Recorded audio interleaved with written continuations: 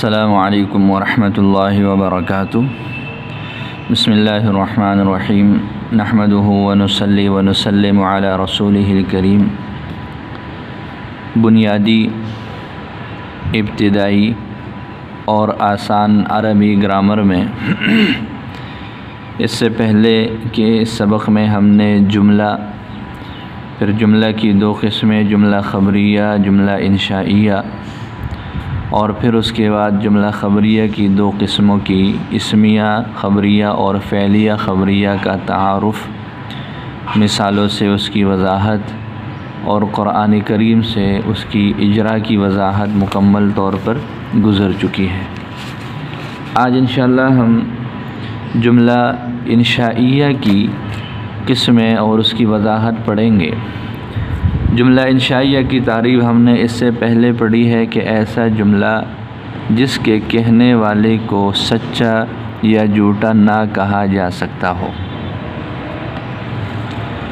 ایک بولنے والے نے ایک جملہ بولا، زبان سے اس کی ادائیگی کی، لیکن اس کا جو مضمون اور مفہوم ہے اس کو یہ نہیں کہا جا سکتا کہ تم سچے ہو، سچ یا جھوٹ، اور اس کے کہنے والے کو صادق اور کاذب نہیں کہا جا سکتا۔ اس کی وضاحت مکمل طور پر پچھلے اسباق میں گزر چکی ہے۔ جملہ انشائیہ کی 10 قسمیں ہیں، جس میں امر، نہی، استفہام، تمنی، ترجی، عقود، ندا، عرض، قسم اور تعجب ہے۔ انشاءاللہ ہر ایک کی ہم وضاحت بھی پڑھیں گے، اور جہاں جہاں ہمیں قرآن پاک سے اس کی مثالیں ملیں گی وہاں سے انشاءاللہ اس کا قرآن پاک سے اجرا بھی ساتھ ساتھ کریں گے۔ جملہ انشائیہ کی قسموں میں سے سب سے پہلی قسم ہے امر۔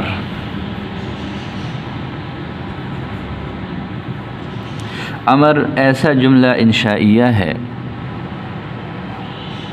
ایسا جملہ انشائیہ جس میں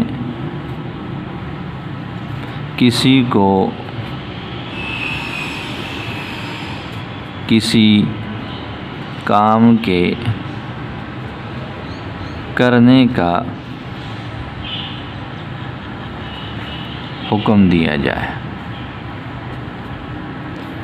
جیسے ہم اپنی زبان میں کہتے ہیں دوسروں کو بیٹھ جاؤ، اٹھ جاؤ، چلے جاؤ، تو یہ اس طرح کا جو جملہ ہوتا ہے اس کو جملہ انشائیہ میں امر کہتے ہیں۔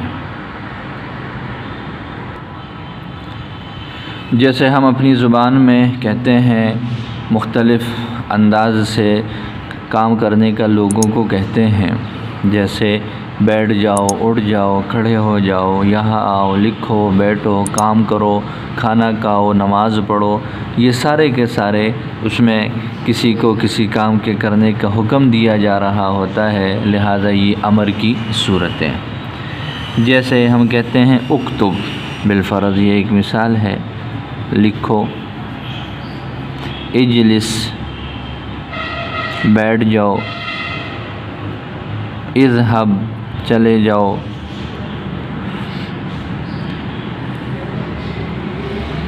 اعلم، جان لو، اسمع، سنو، وغیرہ اس طرح کے جو ہے وہ مختلف ہم امر کے صیغے استعمال کرتے ہیں۔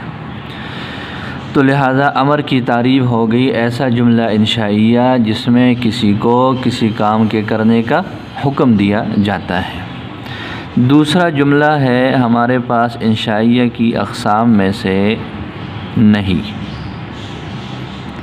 یہ اس پہلی صورت کے بالکل برعکس ہے کہ وہ جملہ انشائیہ جس میں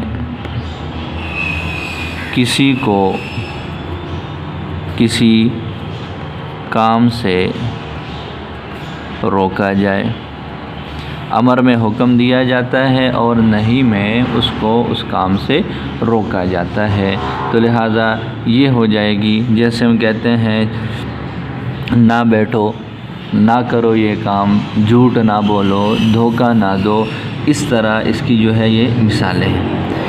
جیسے ہم کہتے ہیں لا تکذب، جھوٹ نہ بولو، لا تخادع دھوکہ نہ دو،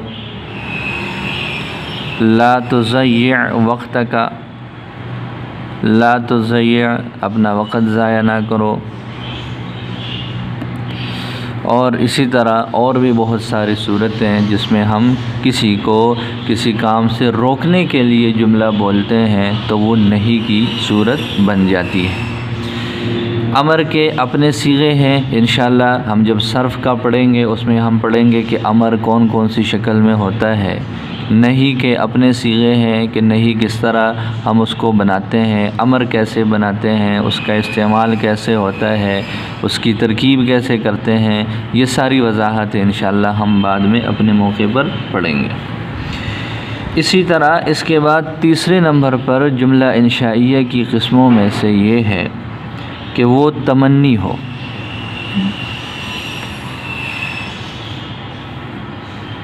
تمنی وہ جملہ انشائیہ ہے جس میں کسی چیز کی آرزو کی جائے۔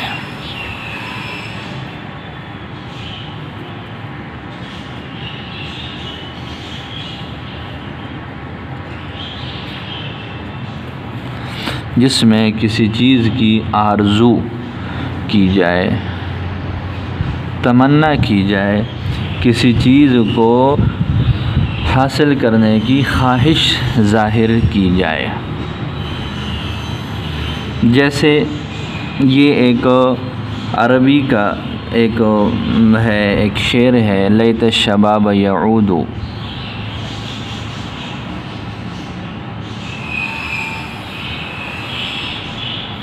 لیت الشباب یعود فأخبرہ بما فعل المشیب، لیت الشباب یعود فأخبرہ بما فعل المشیب۔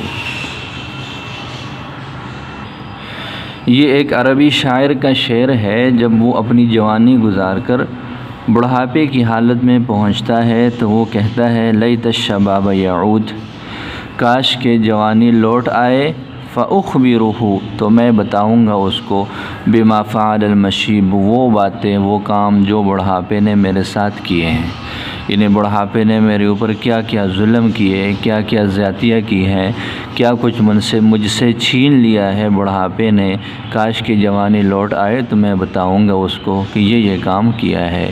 ہاں، عقل ختم ہو گئی ہے، ٹانگوں اور ہاتھوں کی قوت ختم ہو گئی ہے، بولنے کی قوت کمزور پڑ گئی ہے، یہ سارے کے سارے تو وہ خواہش ظاہر کر رہا ہے، آرزو کر رہا ہے کہ کاش کہ وہ جوانی کا وقت دوبارہ لوٹ آئے۔ تو اس میں دیکھیں تمنی ہے، تمنا ہے وہ جملہ انشائیہ ہے جس میں کسی چیز کی آرزو کی جائے، ہاں، کسی چیز کی خواہش جو ہے وہ ظاہر کی جائے۔ اسی طرح 4 نمبر پر ہے ترجی۔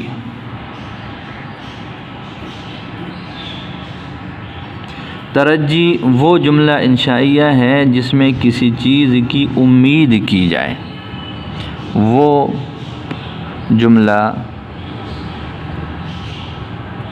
انشائیہ جس میں کسی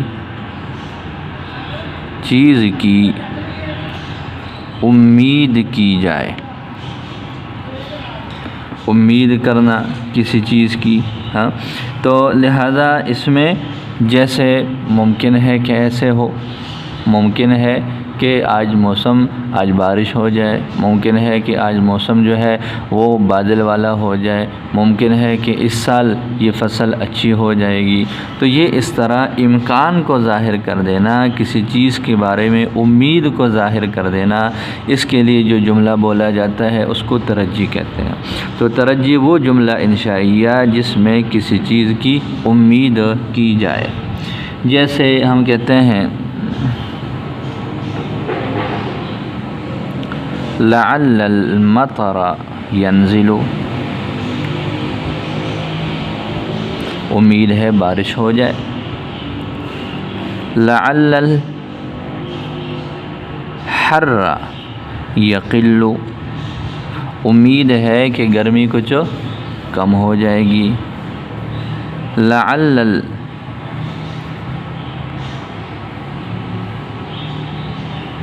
المریض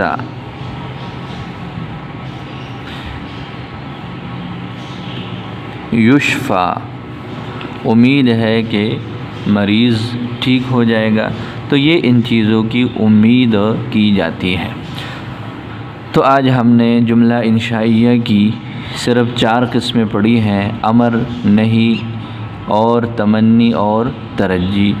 امر نہی کے بعد یہاں ہم نے استفہام ہے اس کو ہم نے ترک کر دیا تاکہ بات لمبی نہ ہو جائے، اور تمنی اور ترجی کو ہم ایک ساتھ پڑھ لیں. انشاءاللہ استفہام کے بارے میں اگلی سبق میں ہم پڑھیں گے. تو امر ایسا جملہ ہے جس میں کسی کو کسی کام کے کرنے کا حکم دیا جاتا ہے. نہی وہ جملہ ہے جس میں کسی کو کسی کام سے روکا جاتا ہے. تمنی وہ جملہ انشائیہ ہے جس میں کسی چیز کی آرزو کی جاتی ہے. ترجی وہ جملہ انشائیہ ہے جس میں کسی چیز کی امید کی جاتی ہے. تمنی اور ترجی میں فرق ہے جس کو سمجھنا ضروری ہے. تمنی اور ترجی میں فرق.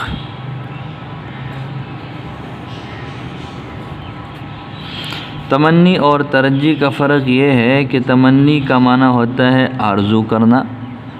تمنا آرزو کو بولتے ہیں، آرزو کرنا.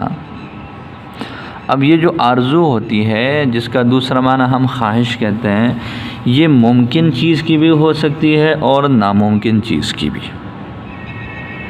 ممکن کے ساتھ بھی اس کا تعلق ہو سکتا ہے اور اسی طرح ناممکن کے ساتھ بھی اس کا تعلق ہو سکتا ہے. جیسے ہم بولتے ہیں، جیسے یہی مثال ہم نے جو اوپر دی ہے، کاش کہ جوانی لوٹ آئے، تو ظاہر ہے گزرا ہوا زمانہ تو نہیں آ سکتا. کاش ہم آسمان پہ چڑھ جائیں، تو یہ اس طرح ہوتا ہے کہ یہ ناممکنات ہوتے ہیں. بعض چیزیں ممکن ہوتی ہیں، اس کی بھی آرزو کی جاتی ہے. کاش میں عالم ہوتا، ایک جاہل آدمی جس نے نہیں پڑھا ہوا. کاش میں حافظ ہوتا، کاش میں ایک اچھا انسان بنتا.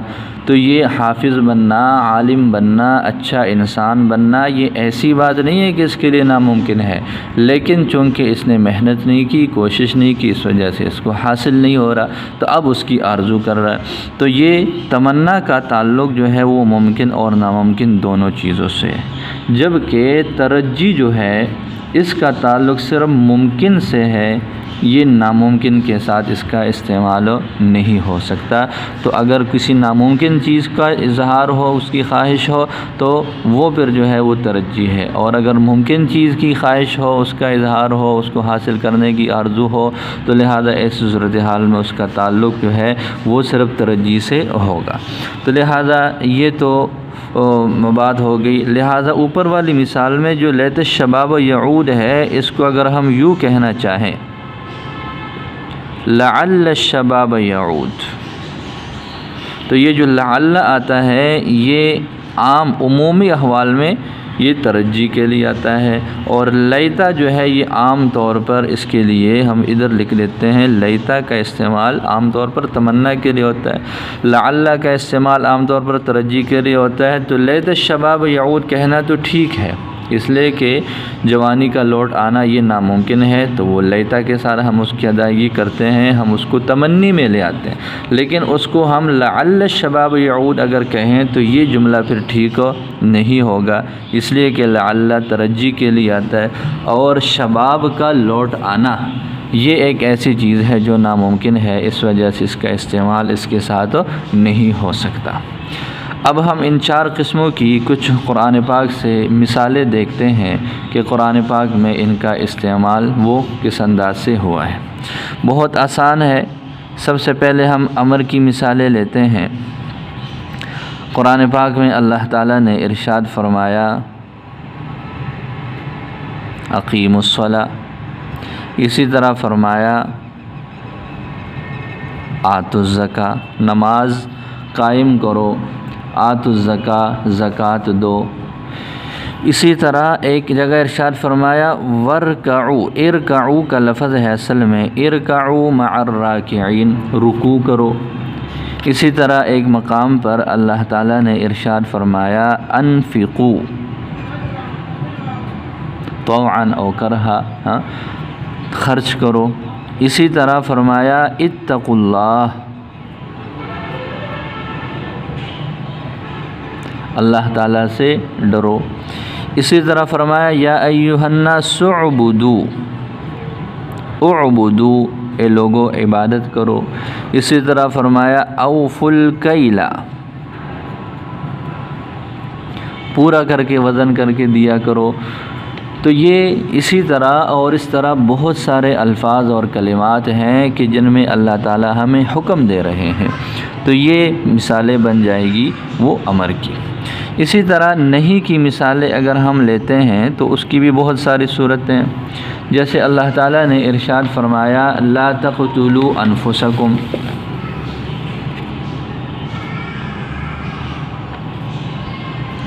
لا تقتلوا انفسکم، ایک دوسرے کو قتل نہ کرو۔ اسی طرح فرمایا لا تسرفوا، اسراف نہ کرو، حد سے تجاوز نہ کرو۔ اسی طرح فرمایا لا تقربوا الفواحش،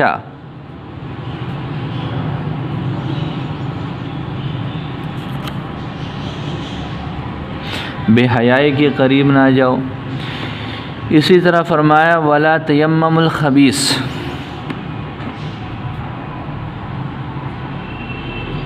ناپاک جگہ سے تیمم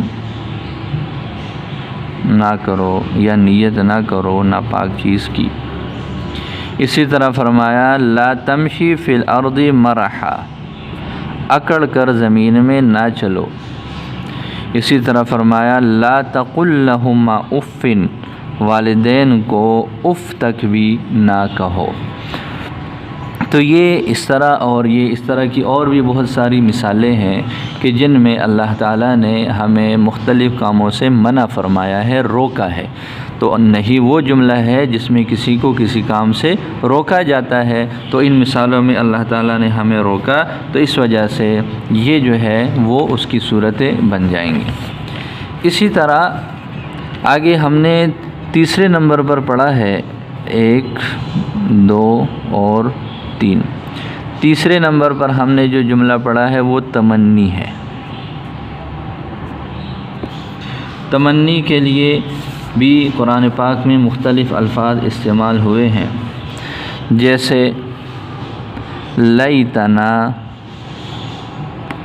نرد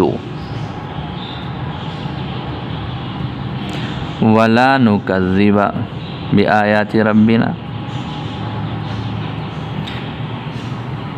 قیامت کے دن جہنمی جہنم میں جائیں گے، جس میں کفار بھی ہوں گے، انہوں نے جھٹلایا ہے قرآن کریم کو، نبی کریم صلی اللہ علیہ وسلم کو، تو وہاں پر وہ یہ تمنا کریں گے ہائے کاش ہم ایسے نہ کرتے، لا لیتنا نرد ولا نکذب بآیات ربنا، اور اب ہمیں کاش لوٹا لیا جائے، ہم واپس دنیا میں جائیں تو ہم کبھی تردید نہیں کریں گے، کبھی رد نہیں کریں گے، کبھی تکذیب نہیں کریں گے، کاش کہ ہمیں لوٹا لیا جائے۔ تو ظاہر ہے پھر دنیا میں واپس لوٹانا کسی کا یہ جو ہے وہ ناممکن ہے انسانوں کے لیے۔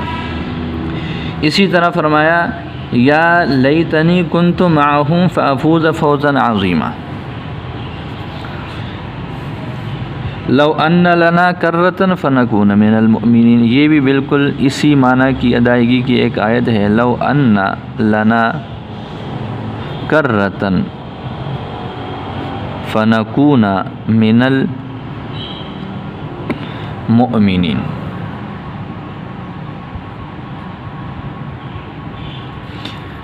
قیامت میں کہیں گے کاش ہم واپس چلے جائیں تو ہم وہاں پر ایمان والے بن جائیں گے، مؤمنین جو ہے وہ ہم بن جائیں گے۔ اسی طرح ایک اور آیت میں ہے یا لیتنا اطعنا اللہ واطعنا الرسول، یہ بھی ایک تمنا کریں گے۔ یا لیتنا اطعنا اللہ و اطعنا الرسول، تو یہ بھی ان کی ایک تمنا ہوگی کہ کاش ہم اطاعت کرتے اللہ تعالیٰ کی اور اللہ تعالیٰ کے رسول کی۔ یا لیتنی لم اوت کتابیہ، لیتنی لم اوت کتابیہ، اعمال نامے تقسیم ہوں گے، اللہ حفاظت فرمائے، جن کو بائیں ہاتھ میں دیے جائیں گے وہ یہ کہیں گے یا لیتنی لم اوت کتابیہ، ہائے کاش ہمیں یہ ملتا ہی نہ، تو یہ آرزو کریں گے۔ اسی طرح لیتنی کنت ترابا،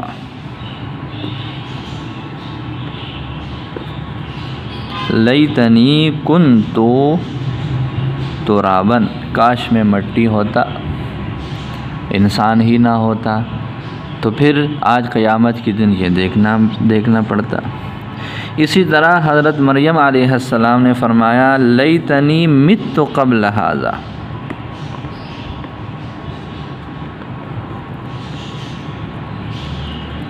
یا لیتنی مت قبل ھذا۔ جب حضرت عیسیٰ علیہ السلام کی پیدائش ہوئی اور شادی نہیں ہوئی تو سارے لوگ اعتراض کرنے لگ گئے۔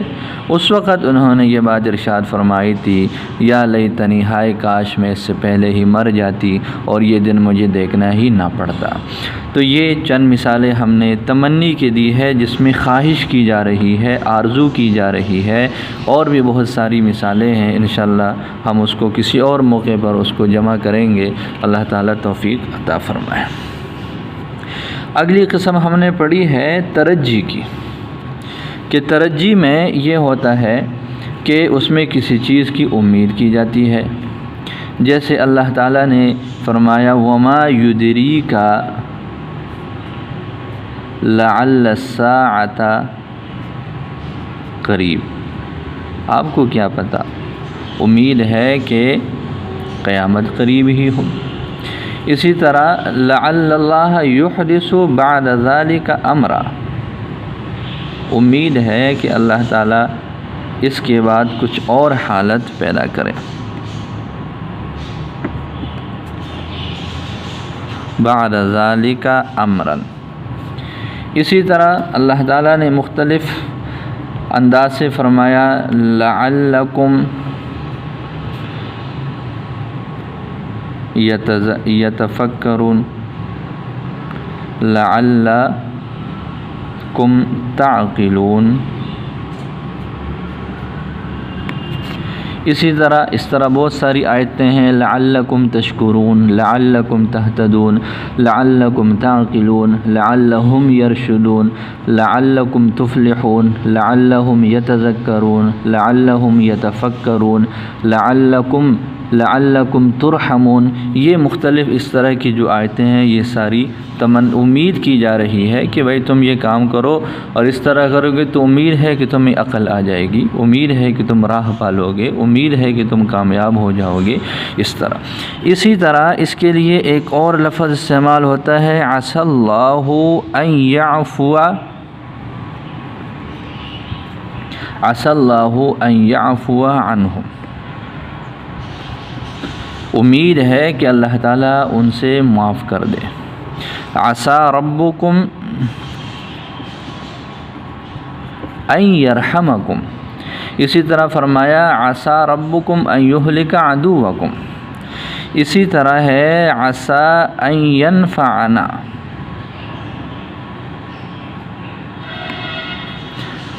اور قل عسى ان یکون قریبا ہے الا جو اس طرح یہ بہت ساری مثالیں ایسی ہیں جو قرآن پاک میں ترجی پر اس کی دلالت ہے۔